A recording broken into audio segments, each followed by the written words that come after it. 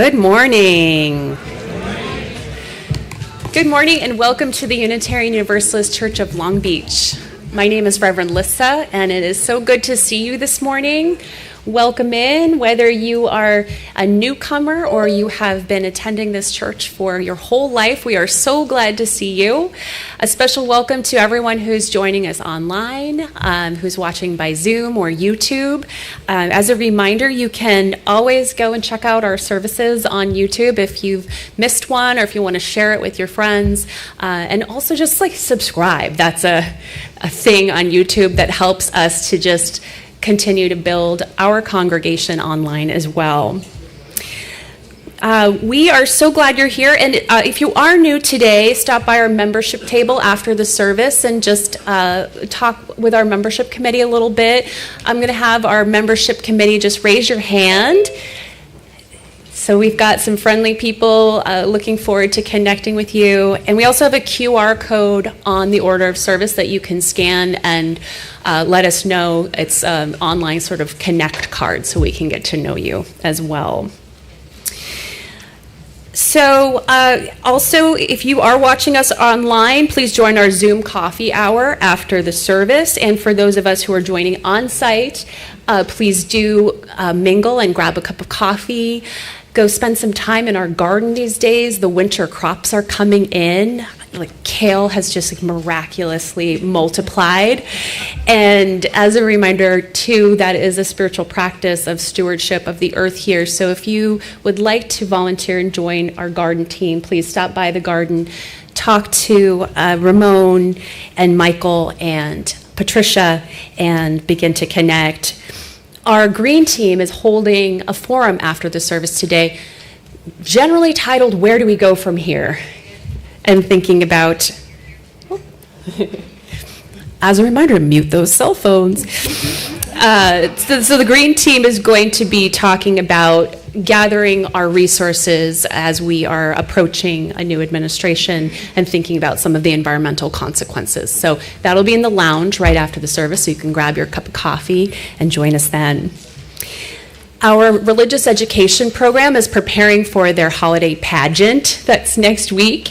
So they'll be rehearsing today. So if you have children who are elementary school or middle school, high school aged, they'll be in the lounge preparing for that. There's also rehearsal after the service today, so you can stay for an extra hour, and they'll be rehearsing here. And you won't want to miss that holiday pageant next week. It's going to be a lot of fun. And there'll be a cookie party afterwards. So bring your cookies. You can also bring all of your festive attire. So don't hesitate to bring out the elf hats and Santa hats and all the jingle bells. That'll be a really fun time for all of us. The Rainbow Room is open in 2-3 for toddlers and infants. So if you have a little one, you can bring them there as well. And as the holidays are in full swing here, we invite you to celebrate the whole season with us. And we are having one Christmas Eve service at 5 p.m., which will be a beautiful candlelight service. We invite you to bring family and friends and celebrate the season with us. Let's take a moment just to greet our neighbors. You can stay in your seats and simply wave or get up and move around. Let us greet one another.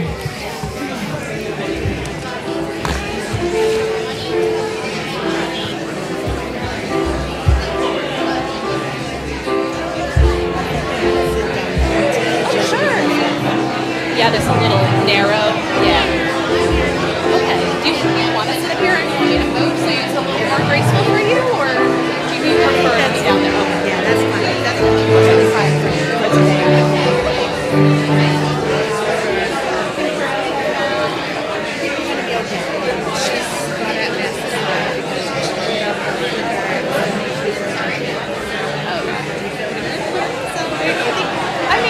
There's no way to go but through, and I think it's actually one of the better services to just get going with. It's not so focused on every word has to be right. It's mostly the stuff in the book, So that's my feeling. For sure, I understood. There were pieces that were double slides. Yeah, that is amazing. Yeah. I need to make sure Yeah. We'll get a better flow. Daniela's out of the picture starting this week, so it's just going to be us, and she really wants to do it. Oh, yeah. So we can have her kind of on the case earlier in the week, and she's very responsive too. Yes, she is. I like that. Me too. Good. I'm excited for it. Great. Good. Yes. What a week. What a week.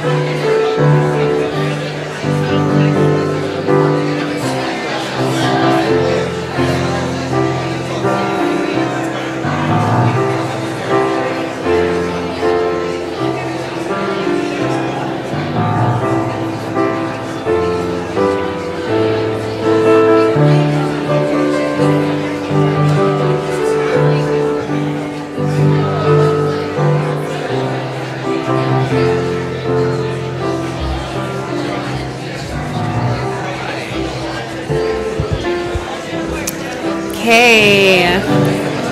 Welcome once again. I'm going to invite you to take your seats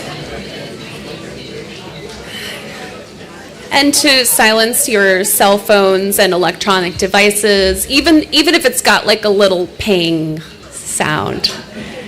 I invite you to silence those. And I'm hearing an echo, so. All right, so I'm going to welcome Bill Sive to our chancel to lead us in our Advent candle lighting and chalice lighting.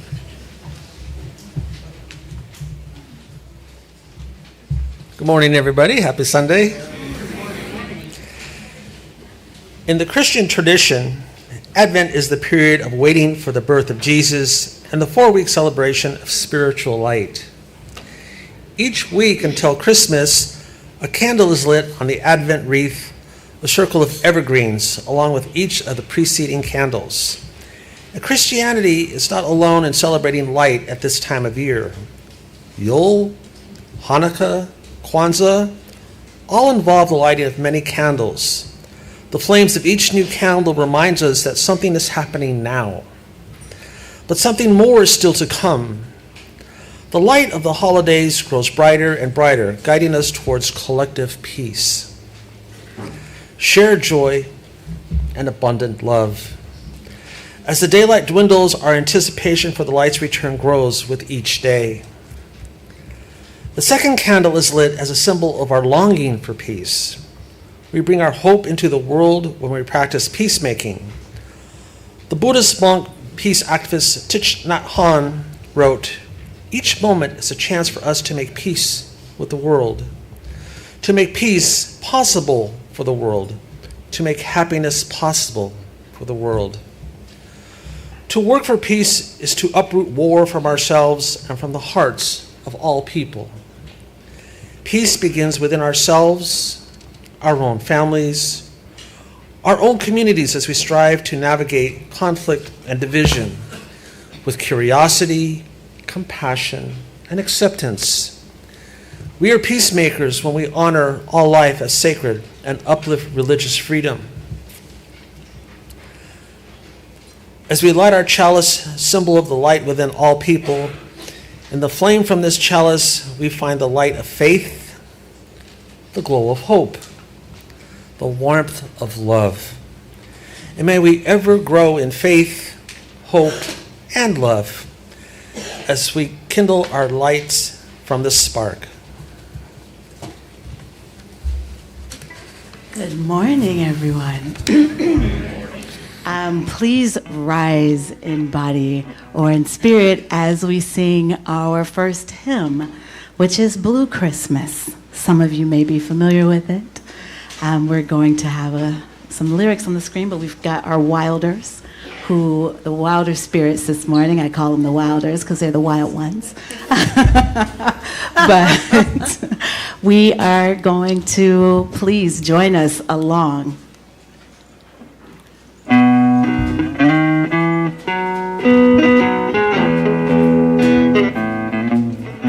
I'll have a blue Christmas without you. I'll be so blue just thinking about you. Decorations of red on a green Christmas tree won't be the same, dear, if you're not here with me. And when those blue snowflakes start falling, that's when those blue memories start calling. You'll be doing alright with your Christmas of white, but I'll have a blue, blue, blue, blue Christmas. Ooh,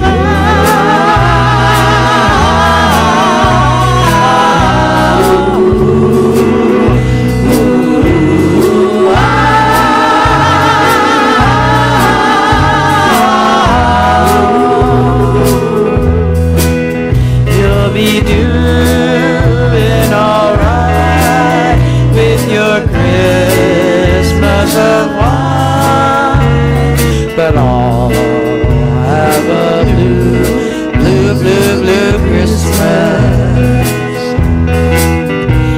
But I'll have a blue, blue, blue, blue Christmas.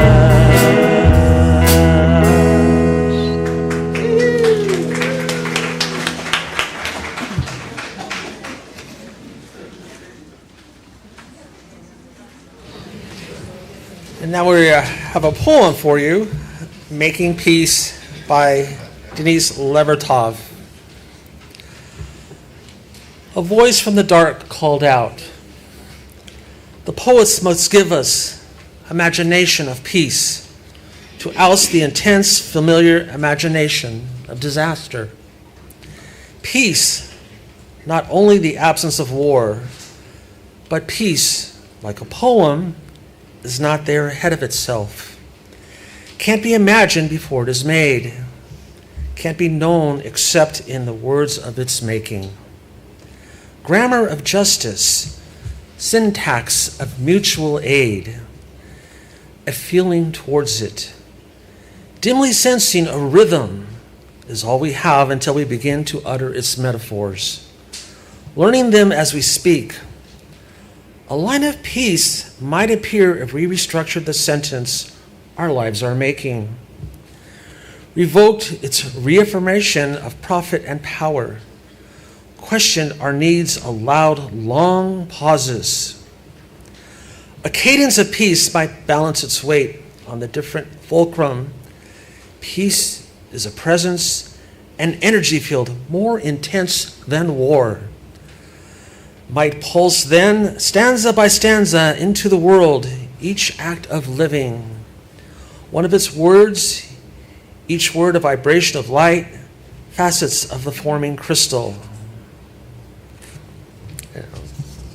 Right, this is you. Okay. I now invite us to practice peace within ourselves for a few moments.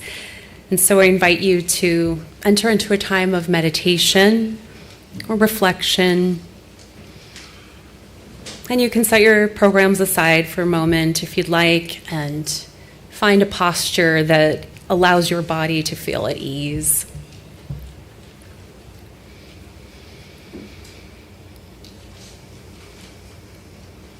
And begin to bring some awareness to your breath and how it is moving within your body today.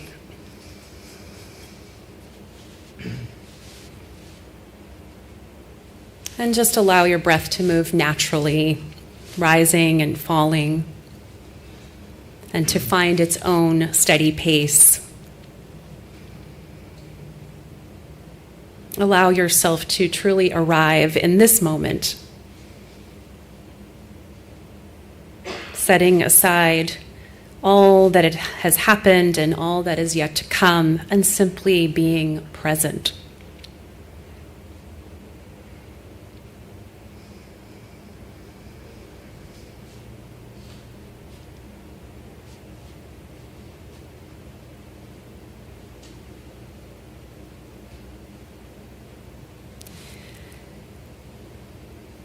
As we move into a time of silence, see if you can deepen that breath just a little bit and see if you can bring even more ease to your body. Perhaps you want to make a connection with your body, placing your hand on your heart or your belly, closing your eyes, or finding a resting place of beauty in the room, a candle, a painting, a face. And allow yourself to sink into this time of peacemaking, to touch the inner depth. Let us enter into 2 full minutes of silence.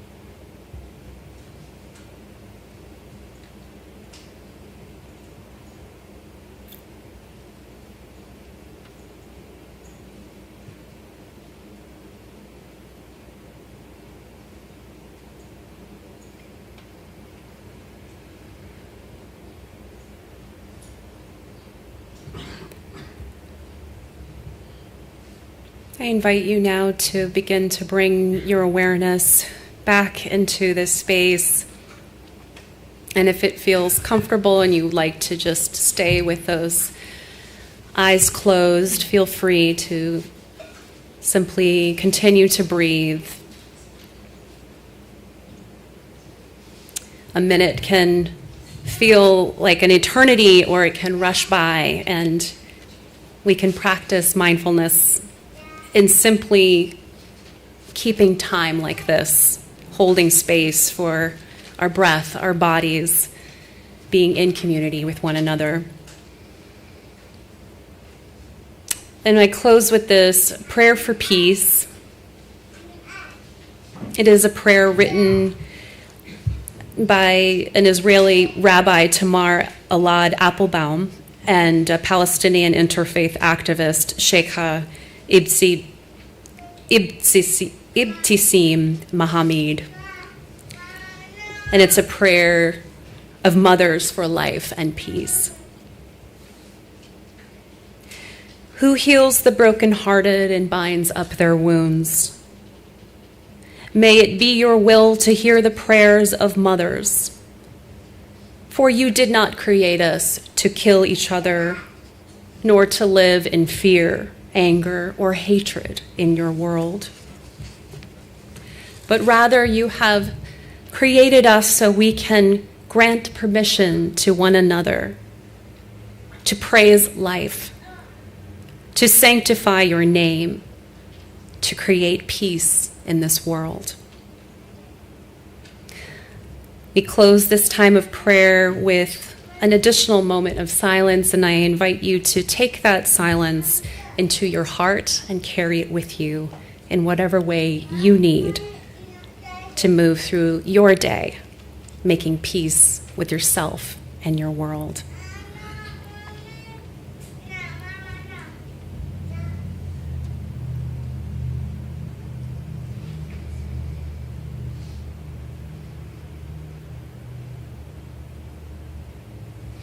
May it be so. Amen, and blessed be.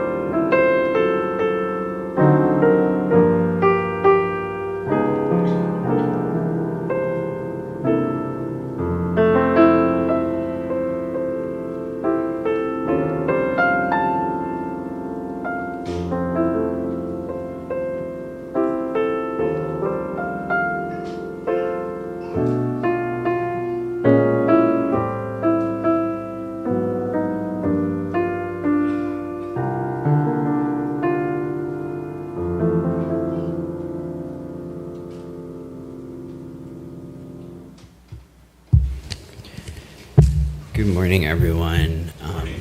Hi. I'm here to, Reverend Lissa asked me to join you guys today. Here to introduce the offertory for the month. I've been able to speak with the congregation and work with several of you and organize a community response to the anti-trans legislation, panic, hostility, like historical moment that we're living through. I haven't spoken to you since the election, so I know that the congregation has spent a lot of time kind of processing that. But I have some some prepared remarks to share with you about sort of my own feelings being in this moment, and also the work that the really important work that we can continue to do, and specifically also how important it is, how powerful it can be in this moment of such coordinated institutional hostility to trans people to act out of love, with love and towards protection as a church. What this action can look like, what it can mean to contribute to the protection of trans people as this community. Okay. So, in this time of raging anti-trans animus, when so many are working so feverishly to reduce trans people into flat stereotypes, to strip us of our legal protections, our access to health care, and to bully us into silence, I am finding myself, like many of you, I'm sure, cycling. And the cycling looks something like the stages of grief: denial and bargaining, anger, grief, but acceptance, which is one of the stages of grief that we sort of learn about when we are taught about processing, particularly our relationship to death. Acceptance here is difficult, as it should be. As many sober people in this congregation know well, learning how to survive in this broken and vibrant world often requires us to grapple with the reality of our power, limited as it may be, and the responsibility that comes with that power, while also learning to make peace with our limits to that power. We are taught the Serenity Prayer like a mantra, which feels particularly fitting to me, to this moment. God, grant me the serenity to accept the things I cannot change, the courage to change the things I can, and the wisdom to know the difference. So we cannot change the reality that more than half of the voters in this country decided to elect a president and a Congress who have promised to do everything in their power to criminalize healthcare for trans people, criminalize our presence in public space, and eradicate our legal existence. We cannot bring back from the dead all of the trans people who have already died in the wake of this election, having internalized this constant mob-like messaging that they are not welcome, that we are not welcome, that we are not loved or worthy of any rights, respect, or care in this country. But there is much that we can do. We can raise money to pay, for example, little practical applied things that make a difference in the lives of specific trans people who are suffering right now. We can raise money to pay the fees for trans people who have not yet updated their name and sex designations on legal documents. Before those laws allowing those revisions disappear, we can know that those funds will help, as I said, real and specific trans people across this country access the legal, physical, and psychic safety that comes from having documents like passports, birth certificates, and driver's licenses that correspond to your gender expression. Non-congruent legal documents that don't have a sex designation that match your gender expression, are dangerous for trans people. But the Pink Haven Coalition has been joining forces with a mutual aid group that's working very active right now, and that mutual aid group is working with them. We can take $150 and turn that into goes directly to pay the administrative and legal fees to allow a specific trans person to change those legal documents now before that right goes away. So in 6 weeks, the politicians who have been elected into power have promised to make it illegal for trans people to update those documents. So this need is really, we're able, through partnering with this organization, to provide both real help for trans people and also very, very urgent help.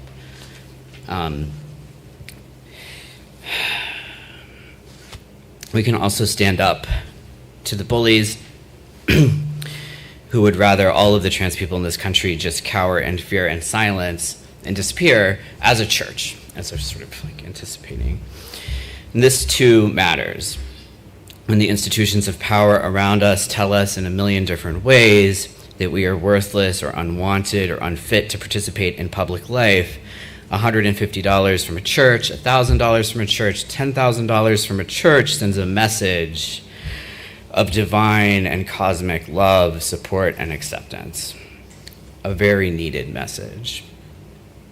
20 years ago, shortly after I came out as trans, I wrote an essay in my college newspaper titled "Protect Transgender Students," arguing that trans people are human and deserve legal protection from violence and discrimination.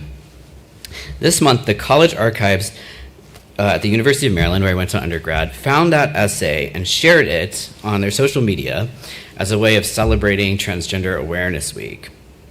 Somehow, a professor I'd had in grad school who's now getting a PhD there saw this post and sent it to me, and so I was able to kind of have this really like a gift of an experience to be able to be reacquainted with this younger version of myself.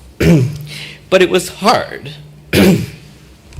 The remembering was also tinged with a lot of grief as I look around me at the world that has become in this time and all of the ways that really the transgender students, including myself, that I was trying to organize to help protect 20 years ago are actually much worse off.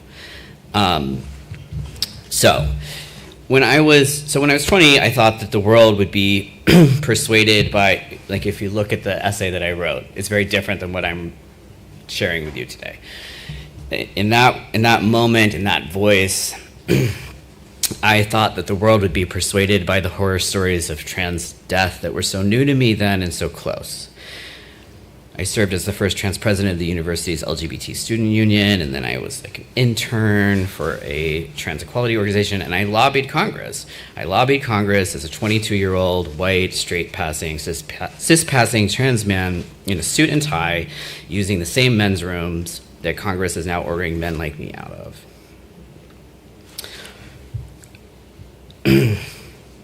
Since then, I have discovered painfully what Audre Lorde so memorably warned us decades ago: the master's tools will never dismantle the master's house.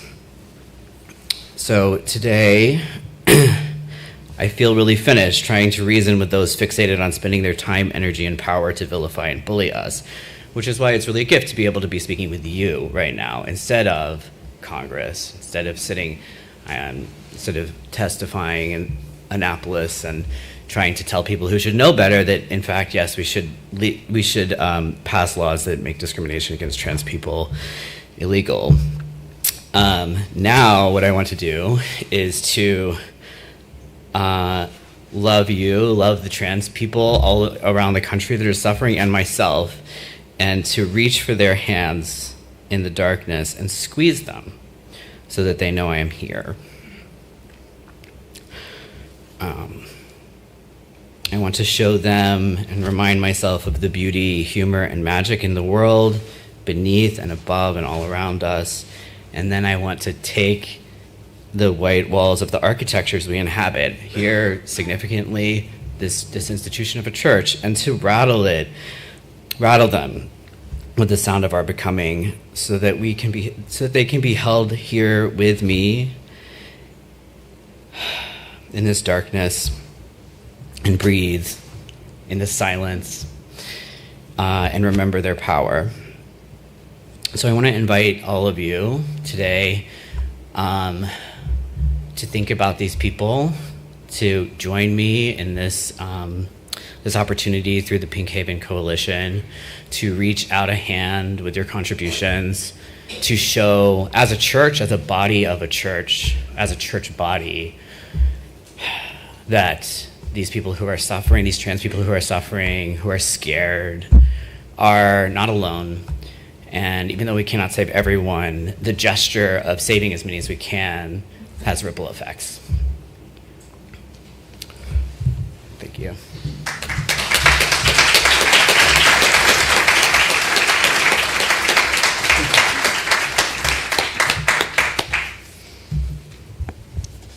Thank you.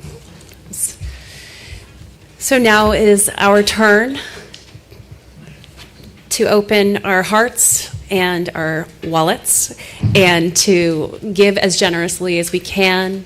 You'll see that we have one of our ushers holding up an envelope as well. So if you have cash and you'd like to put that in an envelope, please do take an envelope and write your name on it so that we can attribute that to you.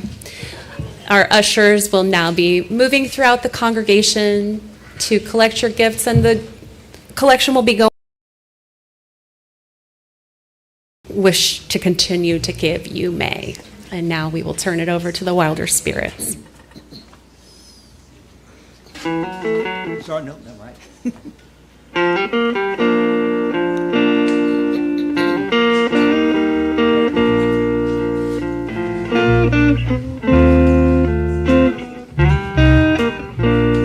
It isn't right, far too many falling. They say it's in the name of the greater good. Oh, we lost sight. Well, it's getting colder. What happened to the words for which we once stood? I will stand for you. Will you stand for me? Everybody deserves to be free. I would lend a hand to you. Would you lend a hand to me? Everybody deserves to be free. It's close tonight, but leave a candle burning to light your way home. Won't give up the fight. Story isn't over, no. I won't let you walk all alone. I will stand for you. Will you stand for me? Everybody deserves to be free. I would lend a hand to you. Would you lend a hand to me? Everybody deserves to be free.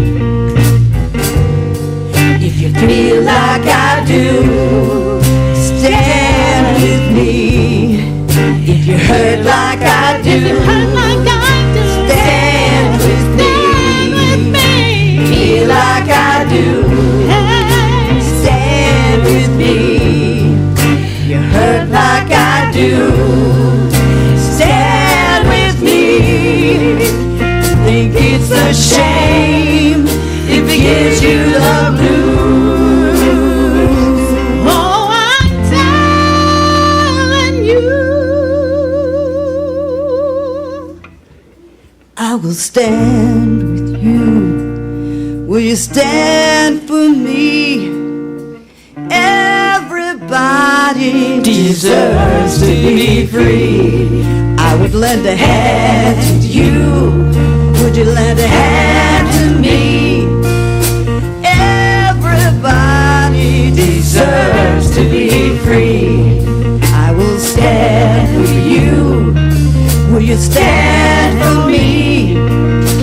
Everybody deserves to be free. And you, would you lend a hand to me? Everybody deserves to be free. Everybody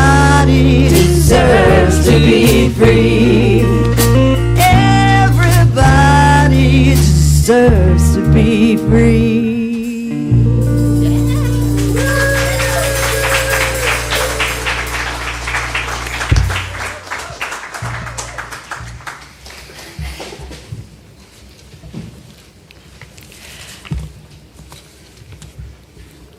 I'm very moved, so thank you, everyone. And just a little shout out, we've got a birthday in the house over in the Wilder Spirits. Mr. David James has a birthday today.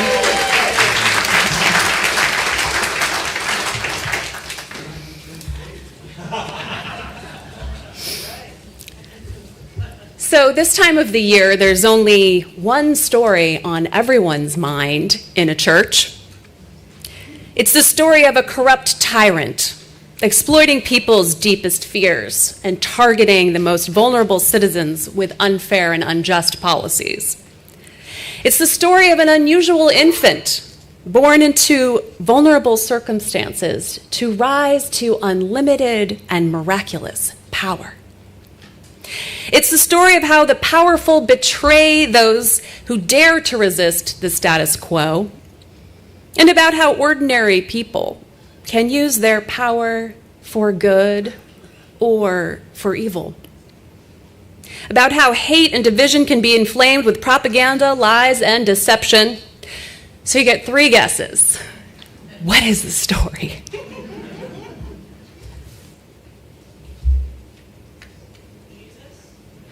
Good one. Star Wars. Generationally on point. A Christmas Carol. Actually, it's Wicked. It's Wicked. That is the story on many of our minds and earworms. And if you haven't yet seen it, here's your recommendation to take yourself to the movies, even a matinee. Just go out and do it and talk to me about it afterwards and let's chat, because I think it's really a beautiful and important film. And it's really important to see on the big screen. And for those of you who haven't been as obsessed with Wicked as I am, is there anyone who's like just straight up obsessed? Okay, there's a few. Okay, admit, yes. And those of us who raised our hands know that right now we are just singing a song in our head. Also while this is happening, there's a song. It's a new film that's based on a Broadway musical, based on a novel written by Gregory Maguire in the early 90s.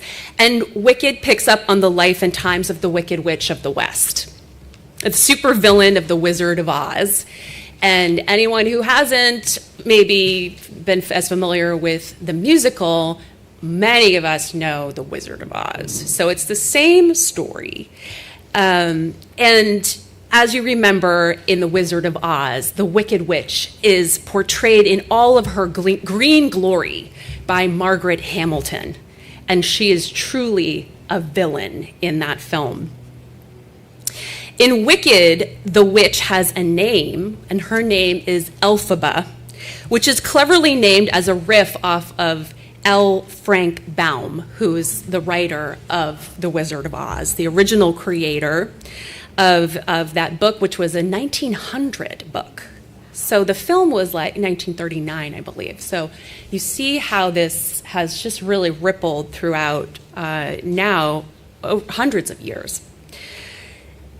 And in this film, Elphaba, the Wicked Witch of the West, is portrayed by Cynthia Erivo, who is just an incredible Broadway star. She is from the UK. And she is conceived in the play of Wicked under the influence, conceived like that kind of conception, under the influence of an emerald-colored elixir drug which it's called the elixir, and it turned her skin that alarming color green. And as a result of this drug that has turned her skin green, she is rejected, bullied, and outcast.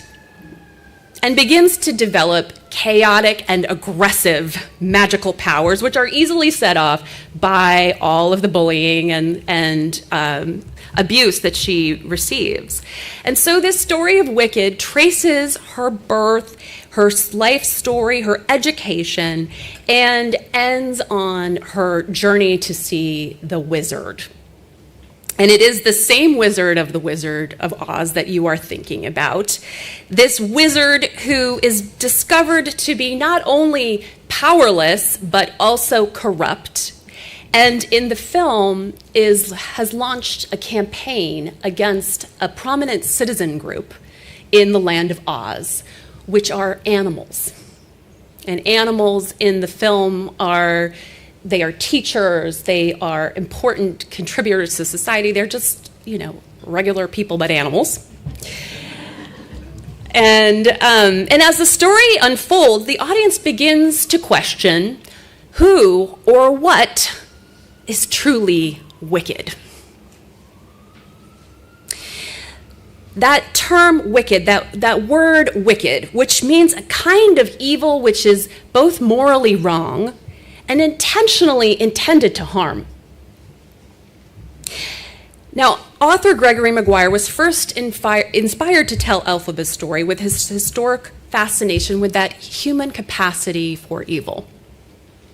Not only individuals who carry out horrific campaigns and crimes, war and genocide, but those who are a part of the crowd, the groupthink that makes a leader rise to that level of wickedness.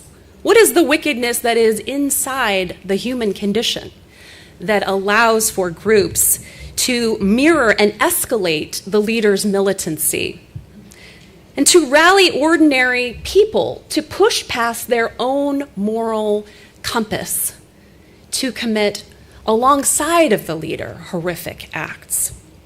Now, Gregory Maguire was living in the UK when he first started writing Wicked, and he's American, and this was during the Reagan administration. But he was living in the UK, and this was at the time when Saddam Hussein had violently invaded Kuwait. And Margaret Thatcher, very famously, and in the headlines of every single paper, compared Saddam Hussein to Hitler. In an interview with The Guardian, Maguire said, "I was surprised when I saw that word, Hitler, that my pulse began to quicken for military action, even though I had been a card-carrying protester of the Vietnam War. Something about how the story was being framed in the press just made me stop and think that maybe there is such a thing as a just war. And even if there was an argument for going to war for pacifists and Quakers, I thought, how can I be, me, Gregory Maguire, so persuaded to justify military action by this one little word, Hitler?" So he said, "I became very interested in our response to jingoism. Jingoism, a form of extreme patriotism that inflames the aggressive and violent impulses of a nation against an enemy, real or fabricated." Maguire's story of Elphaba has now played out on the political stages of no less than 7 United States presidents and taken on new meanings in each administration. New depths of wickedness to consider and new enemies of the state, within and abroad. To quote the wizard, "The way to bring folks together is to give them a real good enemy." So Maguire's first Reagan-era wizard mirrored the targeting of gays and the enemies of the state that gays became through homophobic policies and the heartless neglect during the AIDS epidemic that allowed an entire generation of gay men to be lost. 40,000 gay men died in the year 1985 alone. 40,000. So that was the first backdrop for Wicked in the writing. And then during the Bush years, the Wizard's wickedness had the backdrop of the post 9/11 passing of the Patriot Act and the targeting of Muslims as the enemy within and abroad. You'll remember, I can't get it out of my head, the evildoers. You are with the evildoers or you are against us. And this year's release of Wicked at the conclusion of Biden's presidency and Trump's election brings with it even a more sinister and foreboding allegory of what might be to come or what history may look like in its repetition. And with the world events unfolding like this week, what happened in South Korea, and if you didn't catch that this week, go back and read a little bit about what happened in South Korea, which is a democracy, and the president had declared martial law, and the country said no way, and it took back the halls of their government in an attempted coup, a reverse coup as it was called. And then the news just this morning that Syrian rebels deposed autocratic President Bashar al-Assad in Syria, which is huge and will have huge repercussions. So we are paying attention to also what resistance looks like. Maguire's original text wrote, "When times are a crucible, when the air is full of crisis, those who are most themselves are the victims." Those who are most themselves.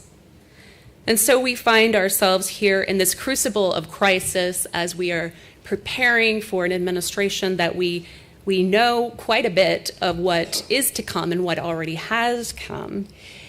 And with a resurging jingoism, that extreme patriotism in its most exploitative and dangerous form, because we see that rhetoric, it is threatening enemies at every turn. Immigrants, liberals, gays, transgender people, the media, elites, we could just go on and on. But these are enemies, not just in a culture war of, we would not prefer them to be as public in their opinions and views. This is actually like that we have become enemies of the state. And the very definition of wicked, which is inciting others to push past their own moral revulsion to violence in defense. And January 6th then just becomes the trailer to whatever is to come. On the day after the election, I opened Trump's website, and just like curious, because I never had, and it said, "They are coming for you. I'm just standing in their way." That was all it said. Like, that is an extremely powerful and dangerous message. Now, who exactly are we calling wicked here? This week will mark International Human Rights Day on December 10th, coming up on Tuesday, as the United Nations last year marked 75 years in existence. And the United Nations was founded after the devastation of World War II as a preventative international coalition led by the United States and European allies to study the conditions which created the war and to prevent such devastation from ever happening again. Largely shaped by Eleanor Roosevelt and other women at the table, the Declaration there was a United Nations Declarations of Human Rights that defined human rights broadly in terms of freedoms. Freedom from and freedom of. So there are 23 articles to that Declaration of Human Rights, and it's worthwhile just picking it up to go through it and to understand how international law defines freedom and human rights. And its preamble really echoes the founding of our Unitarian Universalist principles, which took quite a bit from that text.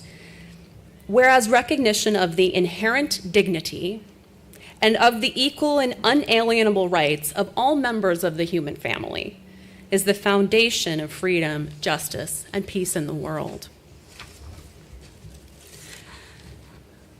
So as that document was created, the role of the United Nations then and now is to uphold human rights and freedom on an international level. And they cannot enforce in a way, but they can call together the allies, the United States being the most powerful, to interrupt and intervene the most egregious human rights violations in around the world. And primarily, the most egregious in that entire founding of the United Nations was this concept of genocide. Simultaneously with the founding of the United Nations, Polish lawyer Raphael Lemkin published a significant document.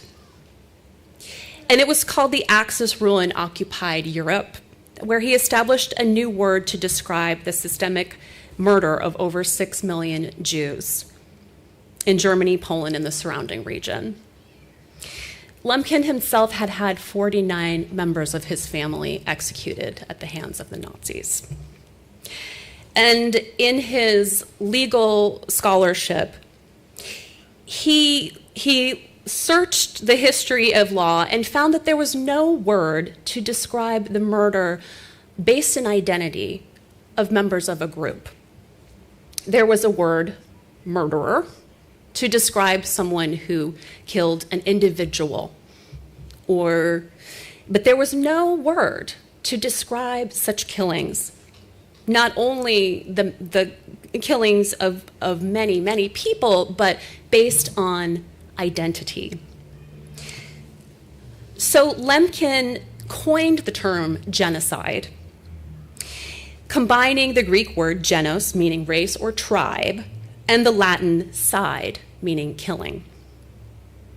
And then he lobbied to the United Nations that they needed to consider, when they are studying the conditions of how World War II and the Holocaust could have happened, that there needed to be a deepened study into this practice that was not simply happening at this time in history, but had happened throughout history.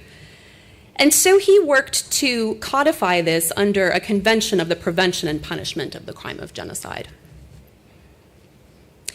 And on this Human Rights Sunday, it feels critical to talk about this word in church, in a human rights setting, because it's not a word to be used lightly, and it is a polarizing and electrifyingly emotional word. Such that, it's like Gregory Maguire was talking about when he first heard Margaret Thatcher saying Hitler. He, incredibly emotional and powerful, and a charge to protect, and that word, that person, that concept represented the deepest evil that could possibly be enacted. So people are very cautious about this word. People are very hesitant to use it. People are very afraid sometimes. And there's a lot of emotion such that people don't want to talk about it at all. And in fact, I'm not sure we really have talked about it so much in our congregation. And so I wanted to be specific about that because Amnesty International, which is basically the biggest human rights organization in the world, and it is the United Nations engine for human rights, they released a report this week about Gaza. And the way that they released this report, which I urge you to read, is basically not looking at genocide as an emotional word, but really as a way of a systematic categorization of taking actions that by international law constitute genocide. And so at this point in time, their determination in this report, which is called "You Feel Like You Are Subhuman," that they have argued that Israel's assault on Gaza does in fact constitute use of this term. And the 44,000 people and 13,000 children who have been killed are a part of genocidal actions. And they also call the United States for the best hope for any kind of intervention. So at this time, when we are moving into the next administration, we need to really sit with this, because we can only imagine that things will escalate and that the situation could get much worse. So I want to call us back. I'm going to name just a few things about that convention, about how the United Nations and how historians of genocide look at the stages, for us just to kind of come back, and I will end it out with Wicked, so just hang in there.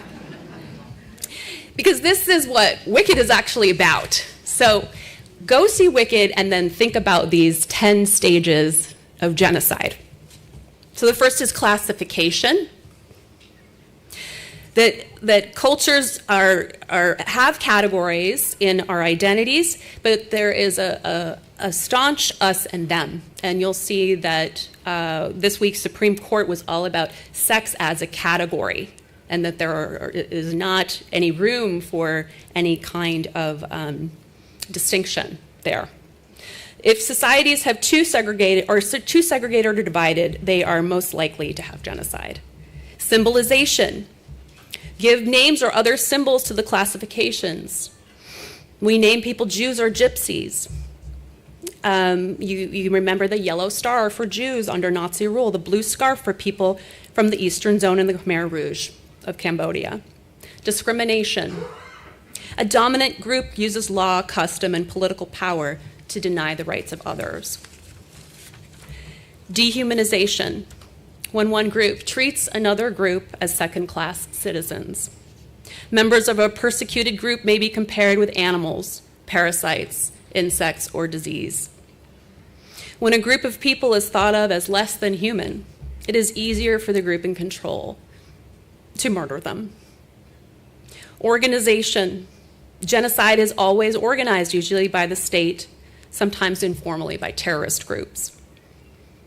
Polarization. Extremists drive the groups apart. Hate groups broadcast propaganda that reinforces prejudice and hate. Laws forbid intermarriage or social interaction between the groups. So this is number 6. So there's only 10 stages.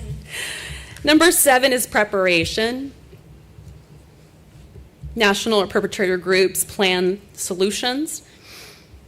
They use euphemisms like ethnic cleansing, purification, or counterterrorism. Persecution, victims are identified and separated out because of their ethnic or religious identities. Extermination becomes the mass killing called genocide. In extermination, the killers do not believe their victims to be fully human. And sometimes the genocide results in revenge killings, where groups create the downward spiral of mutual genocide, where victims actually organize and commit a second genocide on the perpetrators. And then denial. Denial is the 10th stage that always follows genocide. It's amongst the surest indicator of further genocidal massacres.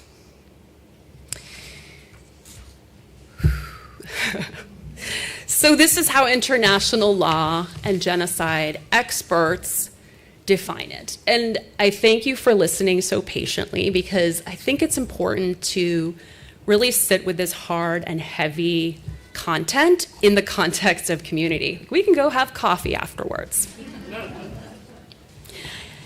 And to turn to each other as we develop the tools. And I know this started off very whimsically, and I'm going to end on the whimsical note because, as our poem said, and as we heard in our music, we need the arts to help us to see clearly what is in front of us that we may not be ready to see, and to see the astounding beauty and the sobering reality of what is truly ahead of us and what has been in the past, and to gather our courage. I love that Ashton brought up the Serenity Prayer today. Reinhold Niebuhr actually was a theorist of just war from a spiritual perspective, and he's been used by peacemakers and hawks, and he is the patron saint, of course, of recovery. This week, Chase Strangio was the first openly trans lawyer to argue in front of the Supreme Court defending access to life-saving medical care for transgender people. And he fundamentally argued that transgender people are constitutionally protected. Their rights, their freedoms are constitutionally protected. And his post this week, although it was a difficult testimony, his posts were not defeated or despairing, they were elated. He felt the bolstering of the 300,000 transgender youth in our country and their families, whose voices he carried alongside him. He felt, as Laverne Cox sent him a text about, he felt the ancestors, everyone who had labored and worked and thrown shoes and protested.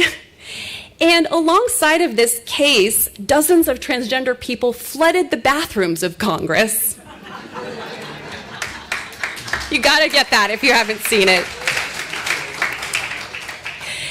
And that was an act of defiance and joy that trans people would not be intimidated or bullied out of using public space or taking up space in the public halls of democracy.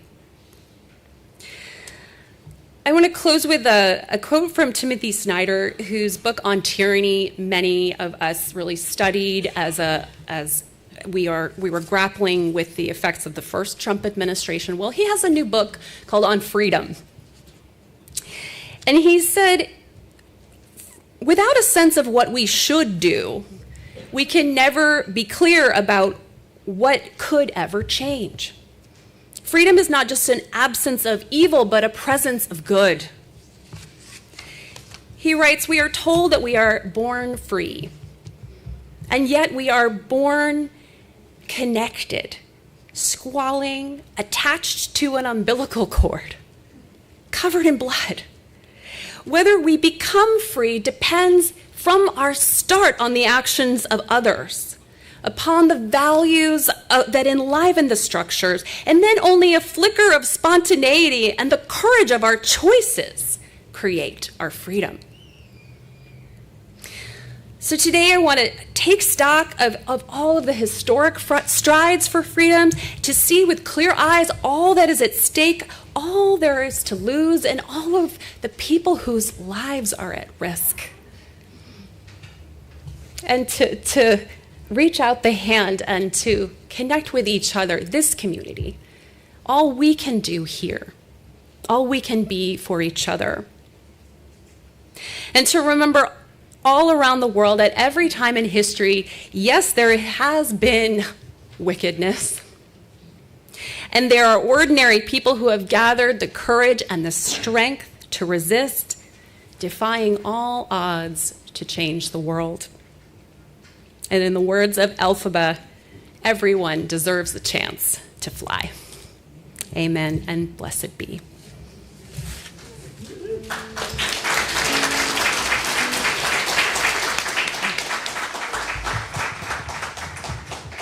Please rise in body or in spirit and join us in our closing hymn today, which is Happy Christmas. War is over. And if you know it, please sing along. The words will be on your screen.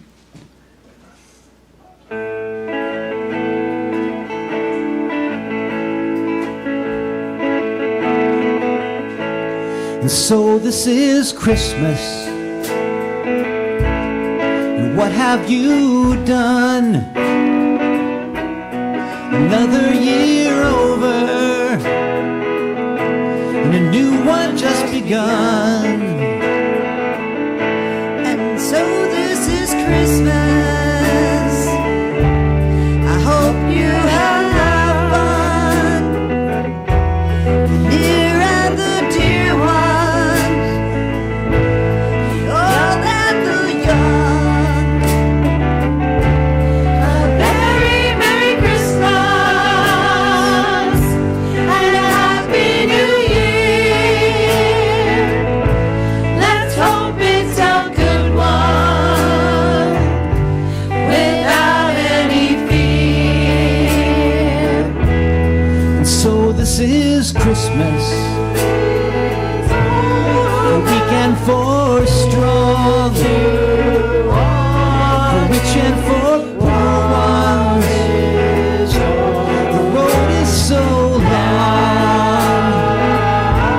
And so happy Christmas, black and full white, yellow and red ones. Let's stop all the fight. A very Merry Christmas and a Happy New Year.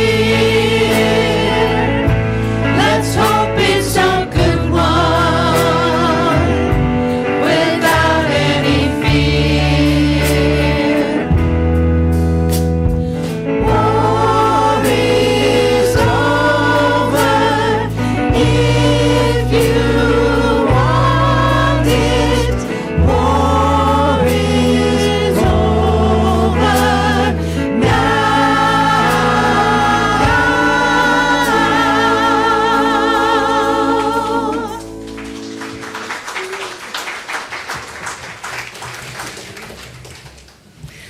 We extinguish this flame, but not the light of truth, the warmth of love, or the fire of commitment. May this spark inspire us to use our power, to heal and not to harm, to help and not to hinder, to bless and not to curse, to serve the spirit of freedom. Amen, and blessed be.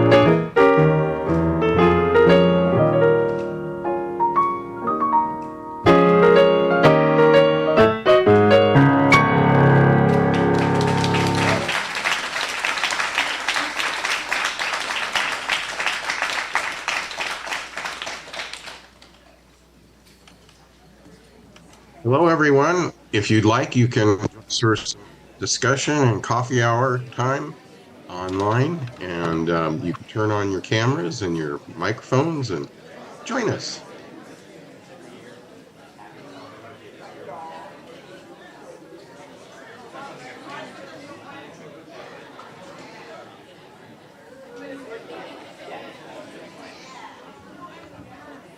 Thanks for the music.